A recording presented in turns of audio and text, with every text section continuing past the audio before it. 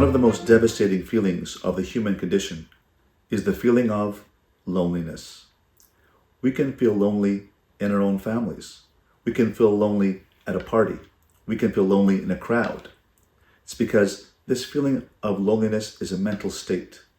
And I've written about this in my book called When the Going Gets Tough. Chapter 19 has a whole chapter on loneliness. And in fact, I've written an entire book on this topic called Alone Against the World, the Torah Antidote to Loneliness, available on Amazon.com. This feeling of loneliness has its beginnings in our childhood. Remember the time where you were 12 months old and holding onto the couch and moving along slowly by holding onto the couch? And at a particular point, your dad looked up and said, "Come." And you let go of the couch and you walked to the middle of the room. And your dad got up, very excited, and said, "Come on, come on." And as you moved forward toward him, toddling toward him, he kept moving back. He said, "Come on, you can do it."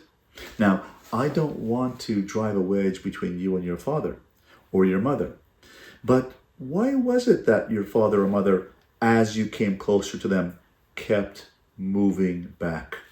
Was that a nice thing to do?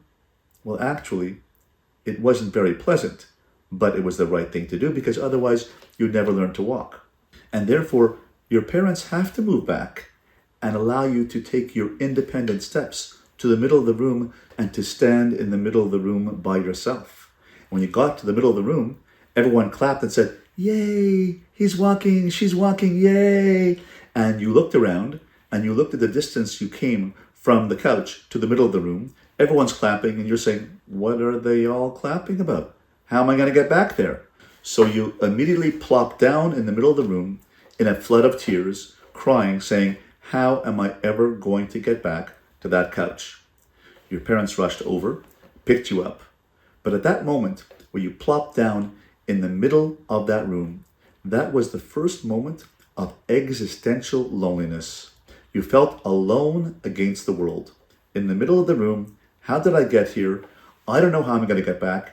And you sat down. That moment was an existential awareness that you are lonely, that there is no one else in the world who's going to pick you up until your parents came a few moments later and picked you up. So there was a moment in your early childhood where you realized that you are lonely. Let's analyze this word called lonely. You were feeling lonely and you cried because you were plopped down in the middle of the room and you felt abandoned, isolated, alienated because you didn't know how you were going to get back to the couch until you were picked up by your parents. You were lonely for those few moments. But that loneliness comes from aloneness. You were alone in the world because you had to be. You cannot walk unless you walk alone. And your parents moved back because they wanted you to learn how to be independent, how to be alone in the middle of the room, learning to walk, because you can't walk with someone else.